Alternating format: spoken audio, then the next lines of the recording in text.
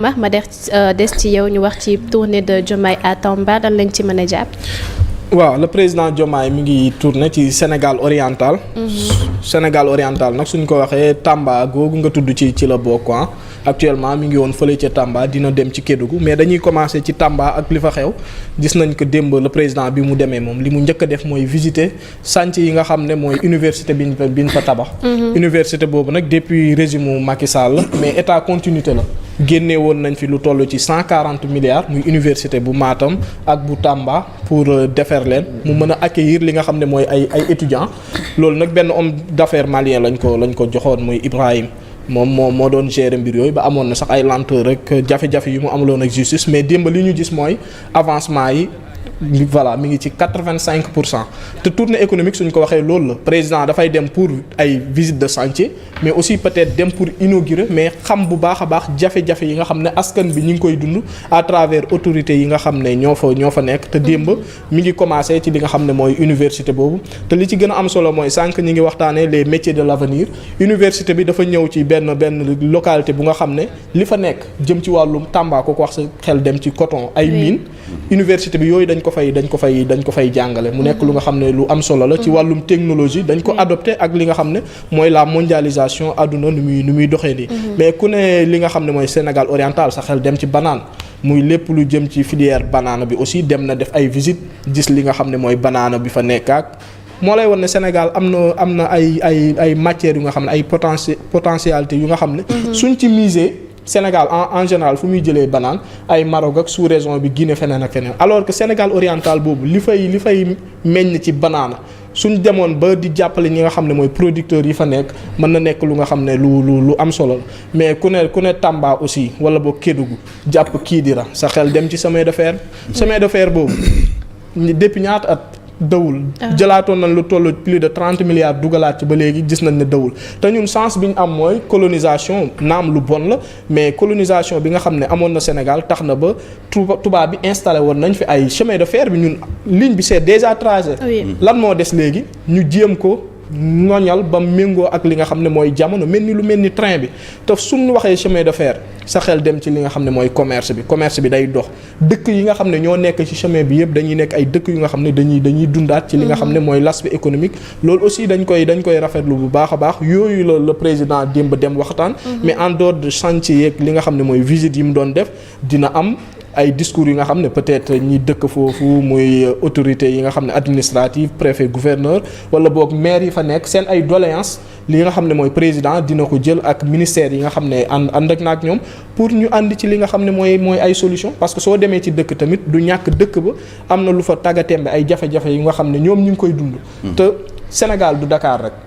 toujours ma wax ko il faut ñuy dem ci li nga xam ne mooy fin fond du Sénégal xool jafe-jafe yi nga xam ne ñoom ñu ngi koy dund heureusement ba ñoom seen projet wala ba vision Sénégal horizon 2050 boole nañ ci li nga xam ne mooy pôle agricole yooyu wax nañ ko ci li nga xam ne mooy les régions du sud de président Diomaye bi mu fa demee mais côté boobu tamit suñu fa demee maa ngi wax wàllum coton bi nga xam ne lu am solo la peut-être mën nañ ci investir pour Sénégal nekk benn pays bu nga xam ne côté boobu dina dem bay produire ci sous-région bi ak feneen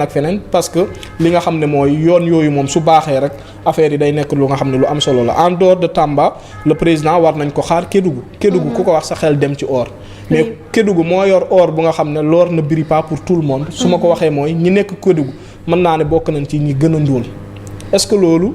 yoon la nga toog ci li nga xam ne mooy or ay entreprise yu mag nekk fa di exploiter or te yow mënoo ci bénéficier wu te entreprise le minimum lu mu war a mën a respecter mooy RSE RSE boobu lu tax entreprise yooyu duñ ko respecté démb ñancoo wax na ma ko mu nekk lu reetaan lu mais soo xoolee da ngay xam ne dëgg la nee na ma RSE boobu rek suñ ko respecté woon ñun da ngay gis waa Dakar ñooy jógee fii di jëm Kédougou ndax richesse bi nga xam ne moo fa nekk mais absence totale de sécurité insécurité boobu ak orpaillage clandestine yi nga xam ne am na fa ay nit di fa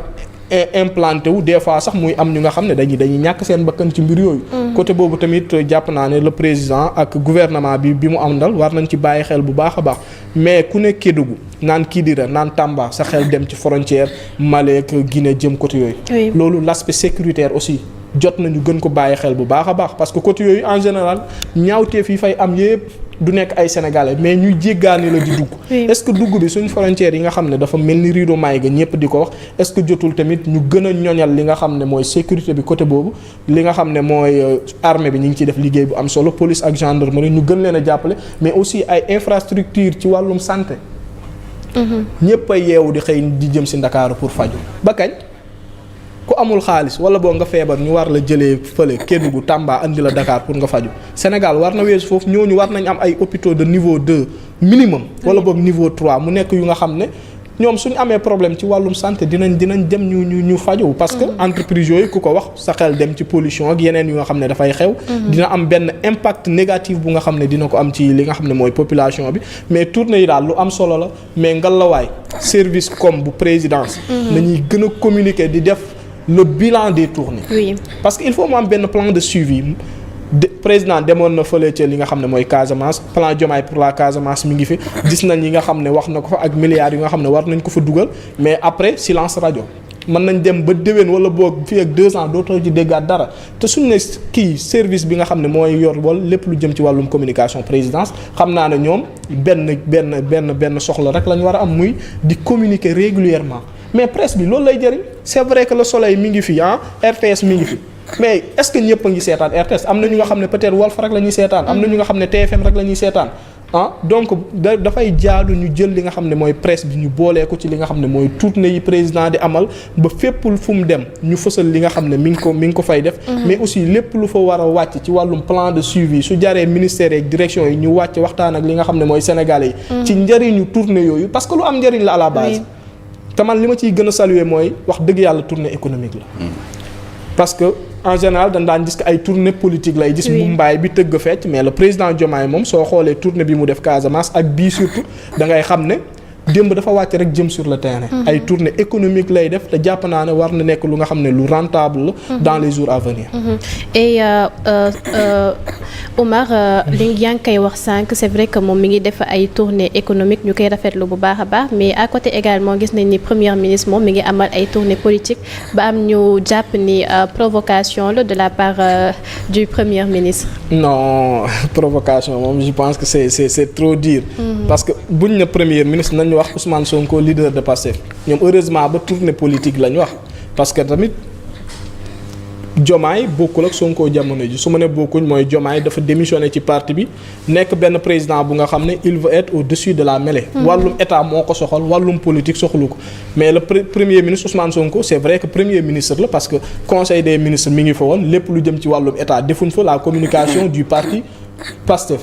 loolu ñoom ñi ngi ràññee li nga xam ne mooy parti bi ak état et nag parti moo tax nga yegg état te parti suñ ko waxee à la base mooy animation wàcc ci li nga xam ne mooy base bi te du Sonko rek a koy def de jamono ji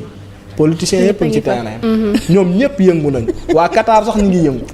waaw waa parti socialiste mi nga xam ne sax daawul leen a dégg gis nañ ko jamono ji ñi ngi yëngu ce qui est malheureux mooy Sénégal dañuy politique H24 parce que local 2027 lañ wax ñu ngi ci 2026 gars yi commencé di wàcc politique beeg guerre bataille de la mobilisation ci lañ nekk mais tournée bi Ousmane Sonko jëm moom c'est purement politique moom ak waa Pastef ñooy ànd timing bi peut-être gars yi dinañ ne ma ça fait défaut parce que mën na nekk lu nga xam ne dafay muur tournée économique bu président mais démb maa ngi gis benn information wax naa ko ci à la une bi sax ñuy xamal que Mbacké dafa waroon am benn terra meeting le 13 février mais lan moo tax terra meeting boobu amul mooy le président dafa war a yónni ki nga xam ne mooy son premier ministre benn mission bu nga xam ne dafa koy doxal moo lay won ne tournée politique bii am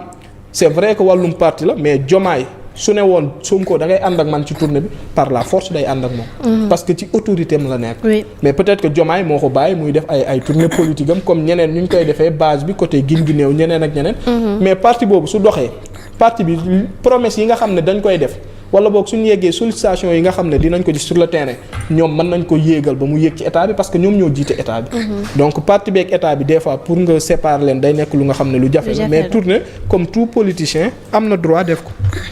mu mel ni daal yow Seydina Oumar gisoo jàppee ko comme provocation. non je ne pense pas. Fatou. waaw comme ni nga ko waxee sax parce que quand tu as dit tournée politique. man j'ai un peu tiqué et je voulais pas te couper la parole au fait. parce que je me dis que est-ce que nekkul nit ñi tam ñoo koy qualifier de tournée politique. comme l'a si bien dit Omar, même à supposer que ça soit une tournée politique. En tant que leader du parti Pastef. il a le droit de faire une tournée politique. Ousmane Sonko le premier ministre. mais est-ce que comme ni ñu koy waxee temps bi mu ko war a defee est-ce que temps boobu la. est-ce que mënul woon xaar après ba peut-être ba tournée Diomaye bi pare. mais est-ce que tournée wam bii muy def je vais pas l'appeler une tournée politique parce que ku nekk tam ak après appréciation bi nga ci am. mais est-ce que aussi comme ni ma la ko waxee warul woon xaar ba beneen jamono mu def ko. parce que damay jàpp ni peut-être quelque part day xaw a muur li nga xamante ni moo di tournée économique président de la République parce que il n'est un secret pour personne comme j'ai l'habitude de le dire Ousmane Sonko il traîne des foules quoi qu'on puisse dire Ousmane Sonko tey moo fiy woote keneen woote mais lu Sonko di am ci nit wala Sonko nuñ koy dégloo nuñ koy prêter attention duñ prêter que attention voilà et je pense que sur cette lancée là ñoom ñaar réeroowuñu comme on a l'habitude de le dire mais parfois il doit penser un peu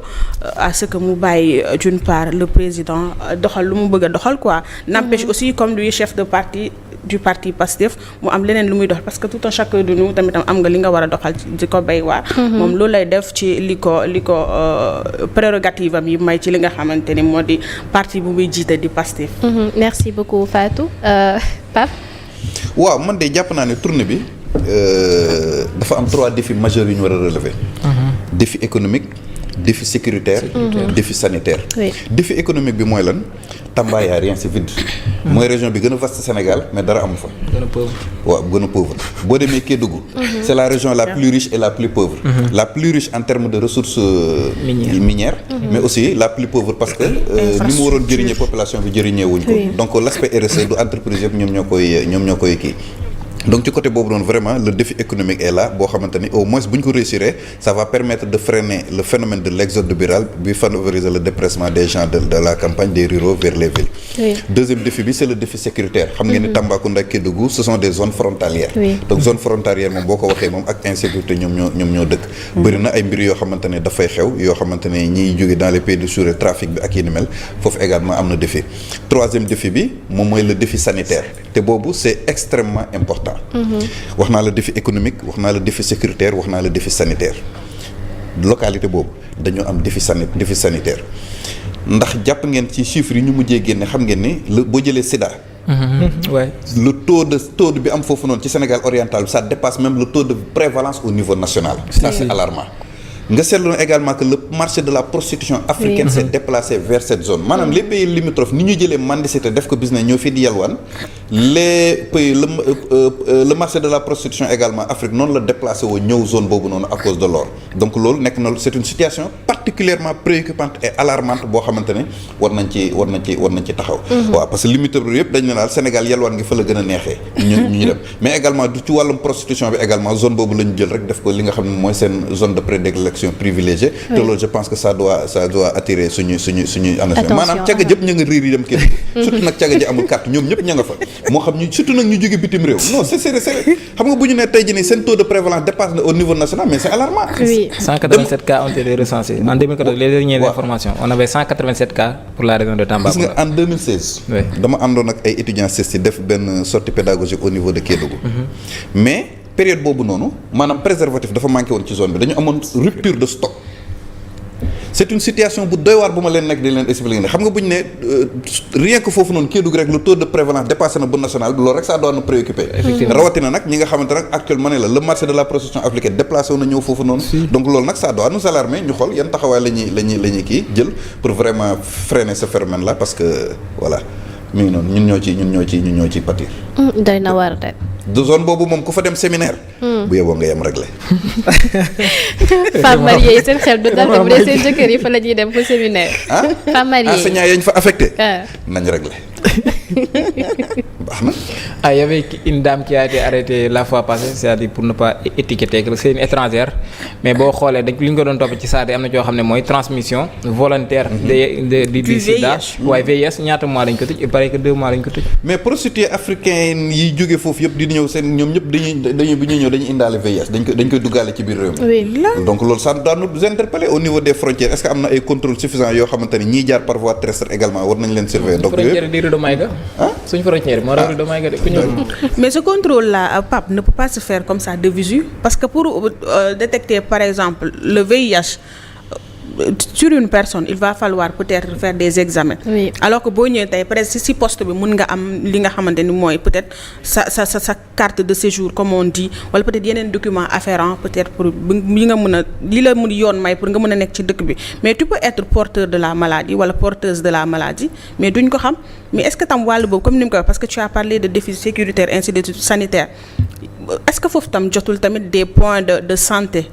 genre yooyu comme mënuñoo tere ku nekk dugg parce que intégration bi mi ngi fi tam aussi après on les oriente là-bas ce qui fait que par exemple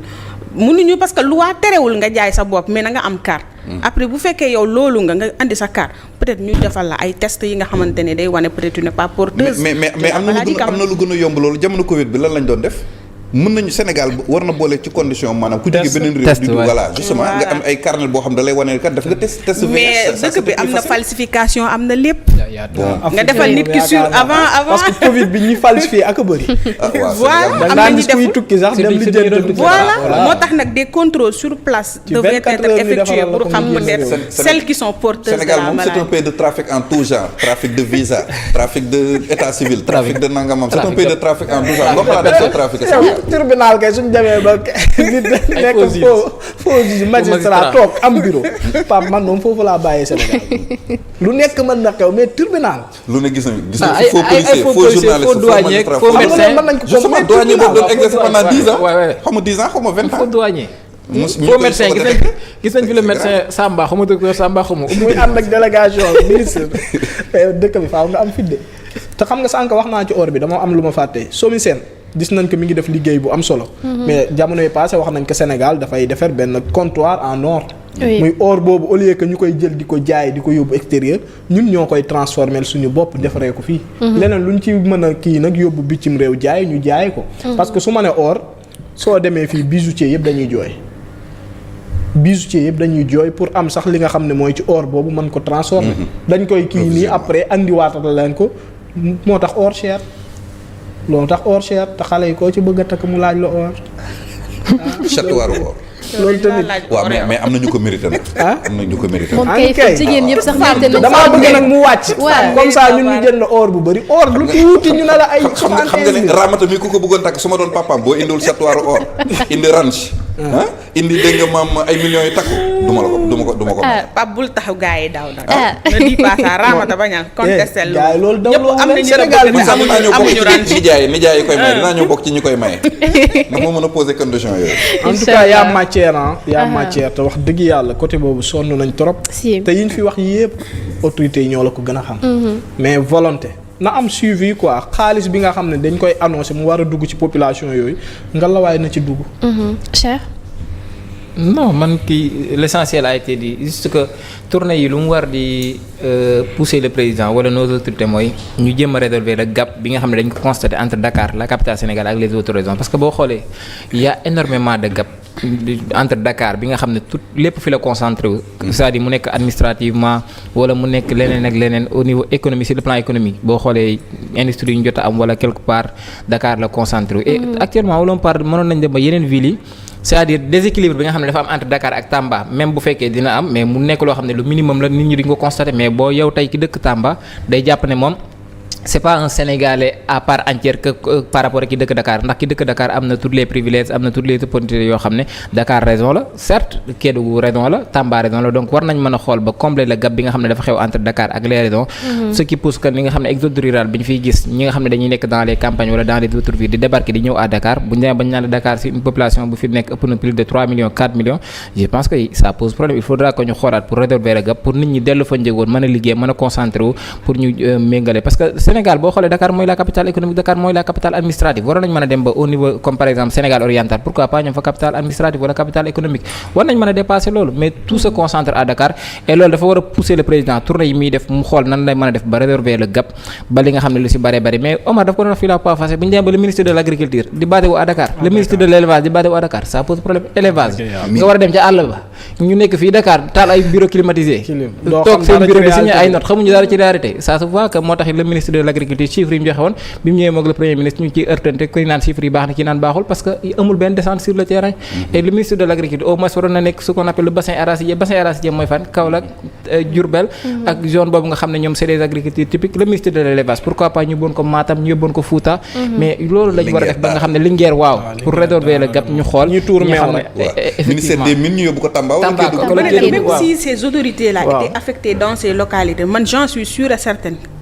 qu'elles vont rester dans leur bureau. président lay neex rek du am sanction rek boo sanction amee forcément dinañ dem. président lay neex il faudra que dem sans pour autant nga liggéey ah. waaw loolu tamit am na tu restes dans ton bureau coincé là-bas doo indil ñi nga xamante ni mooy ñi nekk say ginnaaw ay résultats doo leen xamal li xew ci dëkk bi ça aussi c'est à déplorer. la preuve da ngay jël rek index wu ma kenn mais benn enseignant rek wala benn médecin da nga koy affecté Tamba day bañ. la preuve dañ ko fiy gis tout ça dañuy kaas mais li Tamba bokkul ci Sénégal. En tout cas et am na benn communiqué bu wàcc tey communiqué bi nga xamante ne le collectif des amicales de l'UCAD et la structure suprême ñoom ñoo ko def alors ñoom nag ñu ngi informé que l'administration du COUD moom dafa procéder à la fermeture des restaurants au sein du campus sous ordre du ministre de l'enseignement supérieur de la recherche et de l'innovation monsieur Daouda Ngom alors te instant bi ñoom ñu ngi ci période d'examen te étudiants instant bi mënuñu restaurer wu donc face à cette attitude nag ñoom collectif bi ñu ngi décréter une cessation des activités administratives du COUD et prend en témoin le peuple sénégalais. Omar. xëy yàlla ministre bi tamit moom day jékki saay rek jël dogal boo xam ne kenn du ko comprendre. wala daa bañ gaa yi ngénte tubaab xam na ne foofu la jëm ak booy. non booy dañoo déclaré wu ngénte tubaab 48 heures. 48 heures mu fermé. mu tëj restaurant yi. xam nga keroog wax naa la fi man maa ko jox solution boobu maa tooñ étudiants yi nee naa ko heure bu gaa yi defee ngénte tubaab li ñu leen waroon a fay dépassé nañ loolu. parce que ngénte tubaab ay centaines de millions la. mais tamit étudiants yi jàpp naa ne problème bi war na jeex de mi ngi commencer durer te lii nii suñ ko defee man damay jàpp ne benn provocation lay doon. étudiants yi dañoo nar a réagir malheureusement. te suñ nekkee ci ay examen ku ne examen nag wax dëgg yàlla saako bala moo taxaw faaw mu def dara. faaw nga lekk sa xel dal. mais restaurant yooyu suñ tëjee léegi étudiants yi fu ñuy lekkee xam nañ ne centre ville côté boobu moom ci ville bi la au cœur de Dakar la lekk yi dafa cher est-ce que ñoom mën nañ ko. tëj li nga xam ne mooy restaurant yi moom du solution quoi te mën na yee li nga xam ne mooy fitna. si ñoom kay wax nañ ko nee nañ si l'attitude de l'autorité persiste pour le repas le collectif passera immédiatement à la vitesse supérieure. vitesse supérieure xam nañ lu muy signifier ci étudiant. waaw wàcc. mat na Seydina Omar kañ wax na la. wàcc si mbedd mi mat na. waaw cher. non en fait ce qui est mal dans tout ça mooy wala ce qui est malheureux dans tout ça mooy on va directement vers la confrontation parce que étudiants yi moom bu fekkee da nga fermer les restos que ne à partir d'aujourd'hui duñ consommer resto yooyu wala duñ dem ci resto yooyu ñoom ils vont descendre ils vont réagir parce que réaction immédiate action réaction lay doon te réaction boobu kenn ñaanu ko yàlla parce que tey dañuy réagir ñëw baare corniche baare avenue Cheikh Anta Diop ñoom ak force de l'ordre ñu nekkaat ci jàppal bàyyil dégâts yi bul xam mën nga xam fan lay commencer mais bul xam fan lay yem parce que les conséquences seront énormes certes nag le ministre moom moo demandé à ce que ñu fermer li nga xam ne moom mooy resto parce que étudiants yi dañu décrété woon 48 heures de journée no ticket mooy journée ngénte tubaab comme ni ñu koy waxale loolu nag dafa am ay conséquences économiques mais certes am na ay conséquences économiques mais je pense que man débat bi fi ñu ko bëgg a orienter du foofu confrontation bi baaxul ci ministre baaxul ci étudiants yi parce que actuellement les étudiants sont dans les examens au moment ñu war a def examen certes tey bu ñu defee li nga xam ne moom mooy arrêté cours yi examen yi dafay arrêté benn dafay am impact sur le plan pédagogique mooy bu ma nee impact sur le plan pédagogique mooy li nga xam ne moom mooy le calendrier universitaire il faudra que ñu allonger ko parce que tey bu ñu arrêté examen yi bul xamaat ban jour la ñuy programmer examen yi donc dafay amaat benn impact directement sur le calendrier universitaire impact boobu mu am sur le calendrier universitaire dafay impacté waat si nga xam ne moom mooy le budget parce que tey bu fekkoon li nga xam ne état daf ko programmé woon si 5 mois wala 6 mois buñ ci yokkee 15 jours rek budget bi dañ koy yokkaat quel que soit alpha parce que étudiants yi ils sont obligés ñu lekk ils sont obligés ñu naan leneen donc dafay juraat yeneen conséquences yoo xam ne li ci ministère bi doon bañ wala li ci état doon bañ après dafay multiplier wu te du ko fi jar donc nañ dem au table de la négociation démb maa ngi seetaan le président du collectif des amicales de la faculté des sciences juridiques politiques muy wax ne rencontre bi nga xam ne le directeur des bourses Jean Amédée Diatta daf ko doon tenir ak étudiants yi rencontre boobu université Alioune Diop Bambey nekku fa Gaston Berger nekku fa Cheikh Anta Diop nekku fa IKS nekku fa donc kan moo fa nekkoon kan moo représenté woon les étudiants bu fekkee ñooñu mu wax ñëpp ñu ne nekk ñu foon qui a représenté les étudiants kan moo jëloon mesures yi nga xam ne dañuy réviser la loi par rapport ak le décret de 2014 relatif au paiement des rappels donc tout ça c'est des procédures yoo xam ne nos autorités war nañ ñëw toogaat table de négociation ñu xool nan la ñuy def ba arrondir les angles au cas échéant moom l'année universitaire moom sera vraiment perturbée et bu ñu ko perturbé rek on sait pas les conséquences fan lay mujjee te ñaanuñu ko nañ toog waxtaan ñu dialogue xool nan la ñuy def ba trouver solution définitive rek. tëj restaurant yi moom du solution de yaakaar naa Fatou. non du solution. du solution te moom dina lekk dina naan. dëgg la du solution comme ni ko yéen ñëpp ni ngeen ko waxee mais man yi ngeen fi jot a évoqué yëpp man loolu je me dis que ne loolu lu nekkul loo xamante ni dafay xaw a kii à mon avis quoi. mais li ñu war a éviter mooy à chaque fois parce que bu fekkee tëj restaurant dina am boo moytuwul yal nañ ci yàlla musal ay jàppante boo amee entre force de l'ordre ak les étudiants fan lay mujj. yal nañu yàlla musal ay bain de sang. te man à chaque fois man c'est ce que je crains comme la fois dernière quand je voyais les images sur les réseaux sociaux nga gis affaire yi di tàkk sàndante yi je me disais que yàlla na bu kenn ñàkk bakkanam man affaire boobu moom may traumatiser mais ay année bi su yéexee loolu mun nañ rattraper ay joxe lekk mun nañ kii mais affrontement man daal yàlla na bu mu am qui va aboutir peut-être à un bain de sang yàlla nañ ci yàlla musal loolu la ñu war xalaat à chaque fois parce que université ñu fa nekk mooy suñu ay mag wala suñu ay rakk wala suñu ay cousin donc événement yi ci fi jotoon na am dañu nguur gi dafa war a def de telle sorte que mu bañ di am quoi. il faut que nguur gi éviter ko man daal xaw ma mais dañu waroon toog benn mois rek lu incroyable rek ministre yeeg DG yi bañ a fayeeku ñu xool lan mooy xew ñu xool lan mooy xew quoi au fait ñoom ministre yeeg ñi nekk ci direction yi konoon coow bëri ah mais non mais c'est la même chose loolu bëgg privé étudiants yi ñu bëgg ko privé étudiants yi nañ ko xool seen bopp te pendant ce temps moom mi ngi ci tournée ba mi nga Tamba dina ndékki dina añ dina reer nga bëgg fermer ay restaurant yi nga xam ne étudiants yi ci lañ war a leer loolu humainement ça ne se fait pas. D'autres te diront sur les réseaux sociaux que waruñu nekk fi di fay étudiants yi. ñoom ils doivent mériter les bourses alors que li jug pays européens jigul li nga xamante ni mooy peut-être les universités sénégalaises parce que fii les universités sénégalaises du ma ne bon nombre d'universités mais du ma ne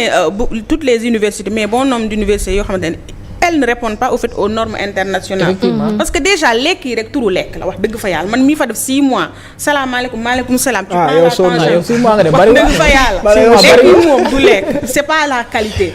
ba pare ay mburu yoo xamante ne après ils veulent priver ensuite aux étudiants loolu. expérience la jaar université moom. non jàng ba génn Sénégal jaaroo université non da nga arrêté sa formation. billahi kat il faut nga jàpp formation la quoi. lu neex la. alhamdulilah ba jaar nañ fa bon Seydina Oumar mu mel ni ma tàddee dañuy tëj partie boobu. daañu des journaux wàccoo de fii ngay toog. wàccoo demoo fenn. nee ko mu bàyyi ma wàcc dafa yow déjà Pape sax amul ndogal fii moom déjà tey. fi ñu toll mooy patron bi de. dig fi resté yow tamit. ñu koy nañ nangu dictature bi rek.